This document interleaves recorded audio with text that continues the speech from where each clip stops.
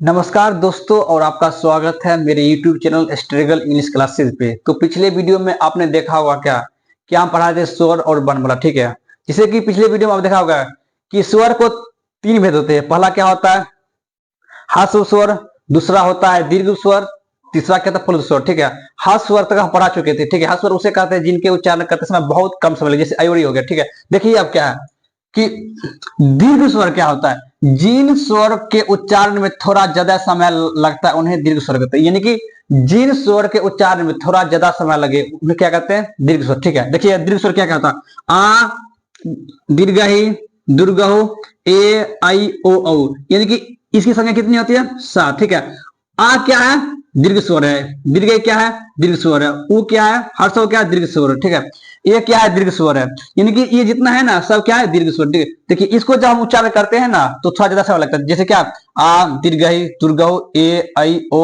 औ। ठीक है, देखिए अब क्या है थर्ड नंबर प्लुत स्वर, जिस स्वर के उच्चारण में सबसे ज्यादा समय लगे उसे प्लुत स्वर कहते हैं। यानी कि जिस स्वर के उच्चारण में सबसे ज्यादा समय लगे या सबसे अधिक समय लगे उसे क्या कहते हैं, प्लुत स्वर। जैसे कि अगर किसी व्यक्ति का देखिए, अगर राम, ठीक है, अगर राम नजदीक में है तो क्या बोलते हैं, राम इधर आ। यानी कि अगर कोई व्यक्ति नजदीक में हो तो क्या बोलते हैं, राम इधर आ। ठीक है, लेकिन कोई व्यक्ति अगर दूर में है क्या बोलते हैं, राम इधर आ। यानी कि अंतिम जो है ना वर्ण उस पर हम जोड़ देते हैं। ठीक है, जैसे कि कोई व्यक्ति है, ठीक है, अगर वो पास में है ना तो धीरे से बोलते हैं कि इधर आ, लेकिन अगर कोई व्यक्ति दूर में है तो उसको थोड़ा जोर से बोलते हैं। ठीक है, जैसे कीजिए, जैसे सपोज कीजिए कोई व्यक्ति है, ठीक है, आरब। ठीक है, अगर आरब नजदीक में क्या बोलते हैं कि आरब इधर आ, लेकिन अगर आरब दूर में क्या बोलते हैं, आरब इधर आ। यानी कि अंतिम जो वर्णमाला है उस पर हम जोड़ देते। ठीक है, जैसे कि अगर राम का नाम लेंगे तो अगर दूर में है तो राम बोलेंगे, यानी कि वहां पर जोड़ देंगे। ठीक है, अगर आरब में बोलेंगे तो वहां पे जोड़ देंगे। ठीक है, देखिए दीर्घ स्वर क्या होता है, जिन स्वर के उच्चारण में थोड़ा ज्यादा समय लगे उन्हें क्या कहते हैं, दीर्घ स्वर। इसकी संख्या कितनी होती है, 7 होती है। ठीक है, देखिए क्या क्या होता है, आ दीर्घई दुर्गौ ए आई ओ औ। ठीक है, आप प्लुत स्वर क्या होता है, देखो देखिए जिस स्वर के उच्चारण में सबसे ज्यादा समय लगे उसे क्या कहते हैं, प्लुत स्वर कहते हैं। जैसे क्या, यानी कि जब नजदीक में हो ना, यानी कि कोई व्यक्ति जब नजदीक में हो तो कम समय लगता है, ठीक है, लेकिन दूर में हो तो समय क्या लगता है, ज्यादा लगता है। मे भी क्लियर हो गया होगा। अब क्या है व्यंजन, देखिए व्यंजन किसे कहते हैं, व्यंजन उन वर्णों को कहते हैं जिनके उच्चारण में स्वर वर्णों की सहायता ली जाती है, उसे व्यंजन कहते हैं। देखिए व्यंजन क्या होता है, जब हम व्यंजन को उच्चारण करते हैं ना उसमें ना अ की ध्वनि छिपी रहती है। जैसे क्या सपोज कीजिए, क्या जैसे क्या क है, ठीक है, क क्या बेसिकली एक व्यंजन। ठीक है, इसको जब हम वर्ण विच्छेद करते हैं क्या निकलता है, क हलंत प्लस अ। देखिए अ छिपा हुआ, जैसे सपोज कीजिए क्या युवा है, ठीक है, अगर इसको वर्ण विच्छेद करते हैं तो क्या निकलता है, युवा हलंत प्लस अ। यानी कि व्यंजन में ना हमेशा अ की ध्वनि छिपी रहती है, यानी कि स्वर की सहायता ली जाती है। ठीक है, अगर उसमें स्वर अगर नहीं आएगा तो उच्चारण नहीं हो पाएगा। ठीक है, देखिए व्यंजन, व्यंजन किसे कहते हैं, व्यंजन उन वर्णों को कहते हैं जिनके उच्चारण में स्वर वर्णों की सहायता ली जाती है, उसे व्यंजन कहते हैं। देखिए एग्जाम्पल क्या है, क क्या है, व्यंजन है।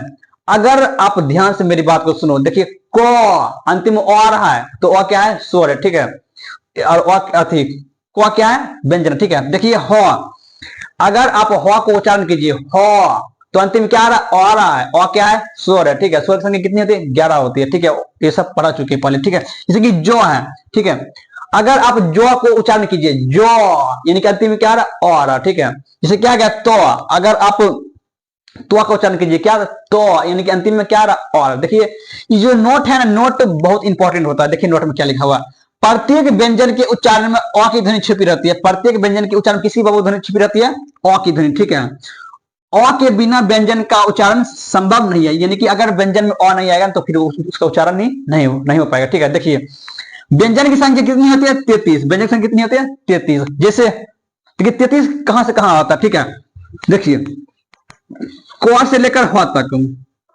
ठीक है, क से लेकर ह तक में कितनी संख्या होती है, 33 संख्या होती है। ठीक है, अगर कोई आपसे व्यक्ति पूछता है या राह चलते इस तरह पूछता है कि बताओ व्यंजन की संख्या कितनी होती है, तो क्या आप बोलिएगा, 33। ठीक है, लेकिन अगर वो पूछ देगा 33 कहां से आता है, वो भी तो बताना जरूरी है। तो देखिए वो हम बताते हैं आपको।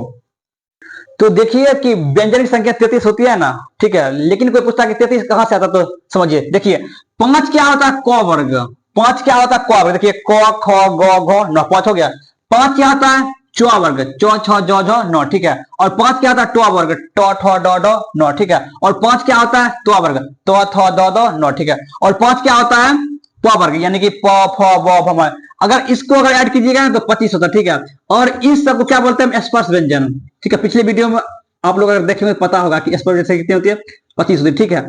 और चार क्या होता है अंतःशस्त्र व्यंजन, ठीक है। और चार क्या होता है उसमें व्यंजन, ठीक है। तो 33 हो गया, ठीक है। अगर कोई व्यक्ति आपसे पूछता है कि बताओ कि व्यंजन संख्या 33 होती है, ठीक है, लेकिन 33 कहां से आता है, ठीक है, तो आप क्या बताएंगे, क्या पांच होता है क वर्ग, पांच क्या होता है च वर्ग, पांच होता है ट वर्ग, और पांच क्या होता है त वर्ग, और पांच क्या होता है प वर्ग, ठीक है। और चार की क्या होता है अंतःशस्त्र व्यंजन, और चार क्या होता है उसमें व्यंजन, ठीक है। 33 हो गया, ठीक है। अगर आपसे कोई पूछता क्या है हिंदी में वर्णमाला की संख्या कितनी होती है, तो वो इसलिए कि कितना होती है 52, लेकिन 52 कहां से आता है, तो ये भी हम पिछले की वीडियो में बता चुके। क्या 11 क्या होता है स्वर होता है, 2 होता है अयोगवा होता है, 5 स्पर्श व्यंजन होता है, 4 क्या होता है अंतःशस्त्र व्यंजन होता है, और 4 उसमें या संघर्षी व्यंजन होता है, 4 संयुक्त व्यंजन होता है, 2 क्या होता है द्वित्व व्यंजन। अगर इसको अगर आप जोड़ते हैं या ऐड करते हैं तो 52 आ जाएगा, ठीक है, समझिए।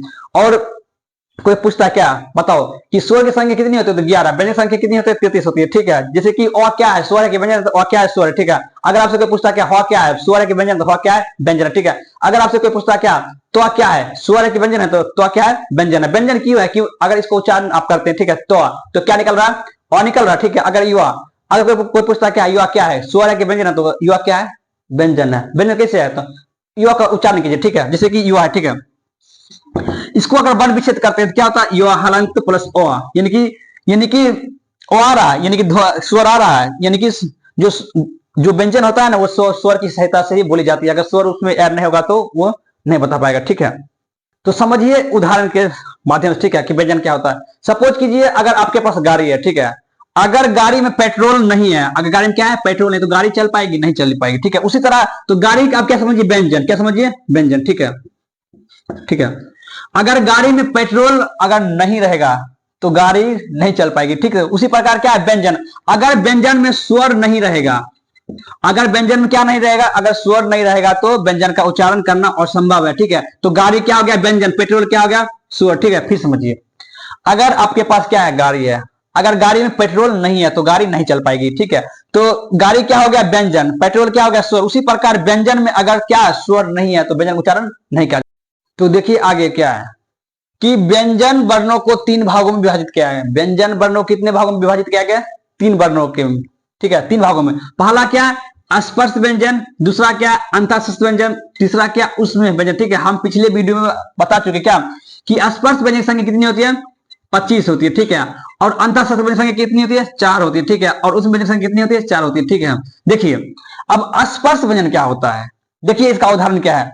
जिन व्यंजनों का उच्चारण करते समय जीभ मुंह के किसी भाग जैसे कंठ हो गया, तालु, मुर्दा, दांत अथवा होठ का स्पर्श करते उन्हें स्पर्श व्यंजन कहते हैं। देखिए स्पर्श व्यंजन क्या होता है, जिन वर्णों को उच्चारण करते समय जीभ मुंह के किसी भाग जैसे क्या हो गया कंठ हो गया, तालु हो गया, मुर्दा हो गया, दंत हो गया या होठ से क्या करते स्पर्श करती हुई टच करती हुई छूती उन्हें क्या कहते हैं स्पर्श व्यंजन। देखिए एग्जांपल क्या है, जैसे क्या क वर्ग, च वर्ग, ट वर्ग, त्व वर्ग और प वर्ग, ये सब किसका एग्जांपल है, तो स्पर्श व्यंजन किसका एग्जांपल है स्पर्श व्यंजन। फिर समझिए जिन व्यंजनों का उच्चारण करते समय जीभ मुंह के किसी भाग जैसे क्या हो गया कंठ हो गया, उसके बाद क्या हो गया तालु हो गया, मुर्दा हो गया, ठीक है, दंत हो गया और होठ से क्या स्पर्श करती है टच करती है उन्हें क्या कहते हैं स्पर्श व्यंजन। जैसे क्या हो गया क वर्ग, च वर्ग, ट वर्ग, त्व वर्ग और प वर्ग।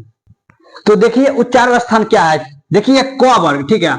अगर क वर्ग का अगर उच्चारण स्थान आता है क्या होता है कंठ होता है। देखिए अगर आप क वर्ग का उच्चारण करते हैं क्या होता है कंठ से बोलते हैं। देखिए क्या होगा कंठ, देखिए क ख ग घ अंग।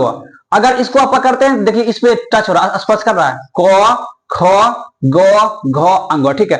अगर आपके बिहार बोर्ड में क्वेश्चन आता है क्या कि क वर्ग का उच्चारण स्थान क्या है, कंठ है कि तालु है कि मुर्दा है कि दंत है, तो क्या मारेगा कंठ, ठीक है। यानी कि क वर्ग का उच्चारण स्थान क्या है कंठ है, ठीक है, यानी कंठ बोलते हैं, ठीक है। अब क्या है च्वा वर्ग, देखिए च्वा वर्ग उच्चारण स्थान क्या तालु। देखिए तालु क्या होता है, यानी कि ये जो दांत दिख रहा है दांत के पिछले वाले मसूर क्या बोलते हैं तालु, ठीक है। अगर आप ध्यान से देखिए पढ़िए च्वा छ, ज, झ, अरो, ठीक है। तो जो जीव है ना, जीव जो है दांत के पीछे वाले मसलों को टच करता है। एक बार फिर से प्रैक्टिस कीजिए, देखिए च, छ, ज, झ, अरो। जो जी है ना, जी जो है दांत के पिछले वाले मसलों को क्या करता है, टच करता है, ठीक है। अगर चौआ, अब क्वेश्चन आता है, ठीक है, कि चौआ वर्ग का स्थान क्या होता है, तालु होता है कि कंठ होता है कि मुर्दा, क्या बनेगा, तालु। देखिए अब क्या है, टोआ वर्ग, टोआ वर्ग का उच्चारण स्थान क्या है, मुर्दा, ठीक है। मुर्दा क्या होता है, देखिए देखिए जो जीव है ना, जीव के ऊपर वाले भाग क्या होता है, मुर्दा, ठीक है। देखिए अगर हम टोआ वर्ग का उच्चारण करते हैं, टो, ठो, डो, ढो, नो, तो जो है ना, जो जीव है ना ऊपर टच कर रहा है, ठीक है, उसे क्या होते हैं, मुर्दा, ठीक है। अगर बिहार में क्वेश्चन आता है क्या है, कि टोआ वर्ग उच्चारण, टोआ वर्ग का उच्चारण स्थान क्या है, मुर्दा है कि तालु है कि कंठ है, तो क्या बनेगा, मुर्दा, ठीक है। देखिए अब टोआ वर्ग का उच्चारण स्थान क्या है, दंत। देखिए अगर आप तो थोड़ा पढ़ते हैं, ठीक है, यानी कि तो अगर पढ़ते हैं तो दांत देखिए टच करेगा, जीव दांत टच करेगा, तो थो, दो, धो, नो, जो जीव है दांत टच कर रहा है वो क्या हो गया, दांत, ठीक है। तो वर्ग का स्थान क्या है, दांत, ठीक है। अब देखिए पोआ वर्ग, ठीक है, पोआ वर्ग उच्चारण स्थान क्या, होठ। जैसे कि आप अगर पोआ वर्ग उच्चारण करते हैं, ठीक है, अगर पढ़ते हैं तो जो जो होठ है ना वो सटता है, देखिए पो, फो, बो, भो, मो, होठ सट रहा है ना, चिपक रहा है ना, पो, फो, बो, भो, मो, तो समझ गए। देखिए यानी कि क्वा वर्ग उच्चारण क्या है, कंठ होता है, ठीक है। चौआ वर्ग उच्चारण क्या, तालु होता है। टोआ वर्ग उच्चारण क्या, मुर्दा होता है। टोआ वर्ग उच्चारण क्या, दांत होता है, ठीक है। पोआ वर्ग उच्चारण क्या होता है, होठ होता है, यानी कि होठ में सटता है, ठीक है। मे बी आई होप कि ये सब आप क्लियर हो गया, ठीक है। तो चलिए आगे हम क्या पढ़ते हैं। 2 नंबर में क्या है कि अंतः शस्त्र व्यंजन किसे कहते हैं। देखिए इसका परिभाषा क्या है, उच्चारण के समय जो व्यंजन मुंह के भीतर ही रहे उन्हें अंतः शस्त्र व्यंजन कहते हैं। देखिए उच्चारण के समय जो व्यंजन या जो, देखिए उच्चारण करते समय हवा जो है ना मुंह के अंदर ही रह जाता है, ठीक है, तो उसे क्या बोलते हैं, अंतः शस्त्र व्यंजन। यानी कि उच्चारण करते समय जो व्यंजन मुंह के भीतर ही रहे उसे क्या कहते हैं, अंतः शस्त्र व्यंजन। देखिए एग्जाम्पल क्या है, यो, रो, लो, वो हम बताए थे कि अंतः शस्त्र व्यंजन कितनी होती है, 4 होती है, ठीक है। देखिए अगर आप इस चारों को उच्चारण कीजिए, क्या कीजिए, उच्चारण, तो देखिए जो है ना व्यंजन मुंह के अंदर ही रहेगा, ठीक है, बाहर नहीं निकलेगा। जैसे कि यो, देखिए अब अगर युवा पढ़ के देखिए तो मुंह के अंदर हवा रहती है, ठीक है, बाहर निकलती नहीं, ठीक है। युवा क्या हो गया, रो, लो, हुआ, यानी कि जो ये जो 4 जो व्यंजन है ना, यानी कि मुंह के अंदर ही रहता है, ठीक है, यानी कि जो हवा होती है मुंह के अंदर ही रहती है, ठीक है, बाहर नहीं निकल पाती, ठीक है। इसलिए इसे क्या बोलते हैं, अंतःशस्त्र व्यंजन, यानी कि जो अंदर हो। देखिए इसका क्या नाम, अंतःशस्त्र व्यंजन, इसका नाम क्या है, अंतःशस्त्र व्यंजन, यानी कि जो मुंह के अंदर ही रहे, यानी कि अंदर ही रहे, ठीक है, उसे क्या बोलते हैं, अंतःशस्त्र व्यंजन। उच्चारण के समय जो व्यंजन मुंह के भीतर ही रहे उन्हें अंतःशस्त्र व्यंजन बोलते हैं। अंत अंदर, ठीक है, जैसे कि यो, रो, लो, हुआ, अगर इसको आप ध्यान से उच्चारण कीजिए, यो, रो, लो, हुआ, तो जो हवा है ना मुंह के अंदर ही रहती है, ठीक है, बाहर नहीं निकल पाती, इसलिए क्या बोलते हैं इसको, अंतःशस्त्र व्यंजन। क्या लास्ट में उष्म व्यंजन, देखिए इसका परिभाषा क्या है, जिन वर्णों के उच्चारण के समय हवा मुंह के विभिन्न भागों से टकराए उसे उष्म व्यंजन कहते हैं। देखिए जिन वर्णों को उच्चारण करते समय हवा जो है ना मुंह के अंदर ही टकराएगा, ठीक है, उसे क्या कहते हैं, उष्म व्यंजन, ठीक है। देखिए उष्म का अर्थ क्या होता है, गर्म, ठीक है, यानी कि जब आप उष्म व्यंजन का उच्चारण करते हैं तो मुंह से ना गर्म हवा निकलती है। देखिए जैसे क्या हो गया, तालम स्व, मूर्धन स्व, दन स्व, हुआ, ठीक है। देखिए हाथ रखिए, ठीक है, और बोलिए तालम स्व, मूर्धन स्व, दन स्व, हुआ। देखिए अब क्या हो रहा कि जो हवा है मुंह के अंदर हवा है ना वो बाहर निकल रही, ठीक है, और हाथ पे स्पर्श कर रही है, ठीक है। तो इसलिए क्या होता है, स्पर्श व्यंजन, यानी कि इसे मुंह से गर्म हवा निकलती है, ठीक है। यानी कि स्पर्श व्यंजन को जब हम उच्चारण करते हैं ना तो हमारे मुंह के विभिन्न भागों से हवा निकलती है, जो कि क्या होती है, गर्म हवा होती है, ठीक है। देखिए तालम स्व, मूर्धन स्व, धन स्व, हवा निकल रही है गर्म, ठीक है, आप ट्राई कर सकते हैं, ठीक है। तो आई होप आप समझ गए हो कि व्यंजन कितने प्रकार के होते हैं, ठीक है। देखिए सबसे पहले क्या लिखा है कि व्यंजन, व्यंजन संख्या कितनी होती है, 33 होती है, ठीक है। 33 क्या क्या होती है, 5 क्वा वर्ग, 5 चौआ वर्ग, 5 टोआ वर्ग, 5 टोआ वर्ग, 5 पोआ वर्ग, 4 क्या होता है, अंतःशस्त्र व्यंजन, 4 क्या होता है, उष्म व्यंजन, ठीक है। 33 हो गया, ठीक है। उसके बाद हम ये भी बताएं क्या कि वर्णों को 3 भागों में बांटा गया है, 3 भागों में बांटा गया। पहला क्या है, स्पर्श व्यंजन, दूसरा क्या है, अंतःशस्त्र व्यंजन, तीसरा क्या है, उष्म व्यंजन, ठीक है। तो हम बताए थे क्या कि पहला स्पर्श व्यंजन किसे कहते हैं, ठीक है।